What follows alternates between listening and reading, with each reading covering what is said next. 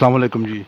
فرح اخلاق صاحب کیسے ہیں آپ نوجوان تاج و رہنما ہیں اور انارکلی میں بیٹھے ہوئے ہیں اور ہر چیز کو ایک نظر میں دیکھ رہے ہیں، سیاسی نظر میں دیکھ رہے ہیں، سماجی نظر میں دیکھ رہے ہیں. آج ہم سے جو ملاقات ہے نا آپ کی، وہ اس تناظر میں ہے کہ یہ جو ظالمانہ مہنگائی جو دن بدن بڑھ رہی ہے اور اس کے علاوہ جو اپنا بجلی کے بلوں میں اضافہ ہو رہا ہے، تو یہ یعنی عام شہری پر تو اثر ہے، مگر تاجر اس کو کیسے دیکھ رہے ہیں؟ جی بسم اللہ الرحمن الرحیم. آپ کے آنے کا بہت بہت شکریہ. جی واقعی اس وقت مہنگائی نے ایک سمجھیں ایسا جن بن گیا ہوا ہے کہ جو بے قابو ہو چکا ہے. عام آدمی تو کیا، بڑے بڑے اچھے لوگ جو ہیں وہ متاثر ہو چکے ہیں اور غریب کا کوئی پرسان حال نہیں ہے.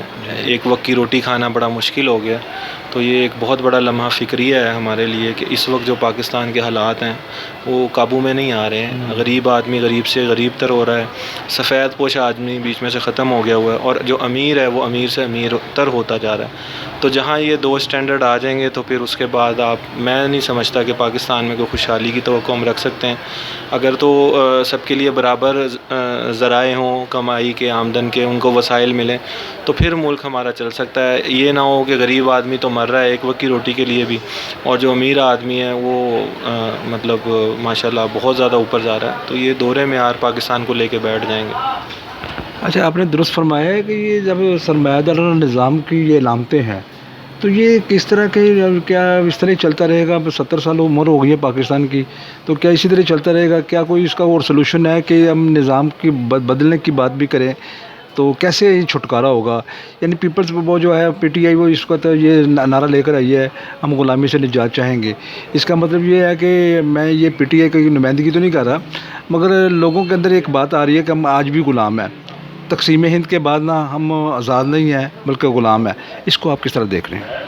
دیکھیں، اس میں ابھی آپ نے خود ہی بات کر دی اپنے سوال کے اندر. جواب جو میں نے دینا تھا، پی ٹی آئی کا نام ہی میں نے لینا تھا کہ وہ بھی ایک نعرہ لگا کے آئے تھے تبدیلی کا، پاکستان کے اندر ایک نیا پاکستان بنا کے دینا تھا انہوں نے ہمیں.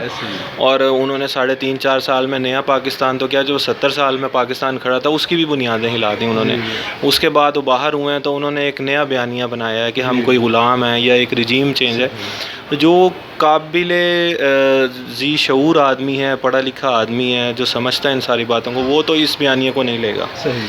جیسے اب دیکھیں، اب آپ ماشاءاللہ آپ کی بھی ایک تجربہ ہے، میری بھی عمر گزر رہی ہے. ہم بچپن سے دیکھتے آ رہے ہیں. بچپن میں ہم دیکھتے تھے امریکہ کا جو یار ہے غدار ہے غدار ہے، اور امریکہ مخالف نعرے ہمارا بھی خون کھولتا تھا. ہر دور میں ہر سیاستدان نے اس نعرے کو استعمال کیا. یہ کوئی آج کی نئی بات نہیں ہے. چونکہ پی ٹی آئی کے نئے بچے جوان ہوئے ہیں، ان کے لیے ایک نیا بیانیہ ہے. تو جو تھوڑے ہم جیسے پرانے ہیں ان کے لیے، یا آپ اور مزید ہیں، تو ان کے لیے کوئی نئی بات نہیں ہے. تو وہ اس بیانیے کو لے رہے ہیں، لیکن انہیں بھی وقت کے ساتھ ساتھ سمجھ آ جائے گی کہ یہ صرف ایک بیانیہ ہی تھا، اس کے علاوہ کوئی ایسی بات نہیں تھی. اس کے اندر کوئی رجیم چینج نہیں تھی. ان کی اپنی نااہلی تھی، اپنی بیڈ گورننس تھی، اپنی ان کی غلط فیصلے تھے جس کے نیچے آ کے یہ دب گئے ہیں. اور میں کہتا ہوں کہ ان کی خوش قسمتی دیکھیں کہ جنہوں نے ان سے حکومت لی ہے وہ انہی کے فیصلوں کے اندر دب کے اور دلدل میں پھنس گئے ہیں. انہیں موقع مل گیا دوبارہ سے اس بیانیے کو اٹھانے کا. لیکن میں آپ کے پلیٹ فارم سے عوام سے گزارش کروں گا کہ عوام اپنے عقل، شعور اور فہم کے مطابق فیصلہ کریں. کسی کے جذباتی بیانیے کو لے کے پاکستان کا مستقبل خراب نہ کریں. اچھا، آخری سوال یہ ہے کہ میری نظر میں آپ کوئی سیاسی کارکن نہیں ہے، ایک تاجر رہنما ہے، تو آپ ایک نیوٹرل ہیں.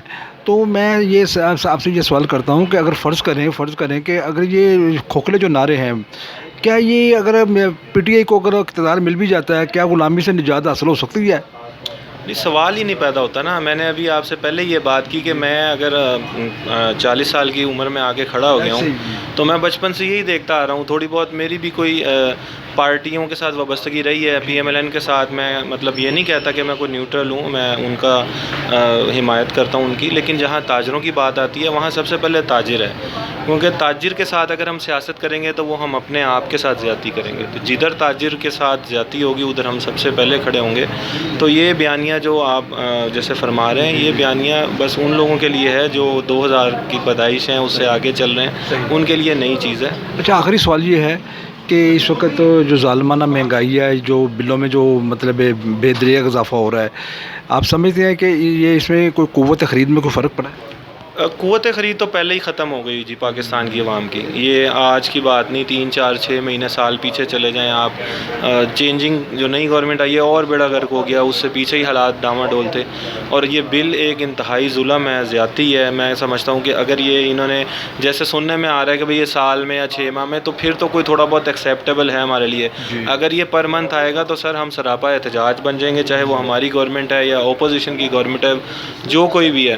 ہم لوگ یہ ظلم برداشت نہیں کریں گے. ہمیں اپنی دکانوں کو تالے ڈالنے پڑے ہم تالے ڈالیں گے. ہم بھرپور کو جو ہے اس کو کنڈیمڈ کریں گے, احتجاج کریں گے, اور اس کو واپس حکومت کو مجبور کریں گے کہ اس ایک یہ بہت ظلم کے پر مبنی ہے ان کا ایک ٹیکس ہے جو 3000 6000 لگ رہا ہے. ہم اس کی بھرپور مذمت کرتے ہیں اور انشاءاللہ پریکٹیکلی وقت آئے گا تو کر کے دکھائیں گے. اچھا جی, آخری سوال میں ایک سوال ہے کہ آپ سمجھتے ہیں کہ یہ اپنا ایک قرآن کا بھی فیصلہ ہے کہ ظالم سے زیادہ ظالم مظلوم ہوتا ہے؟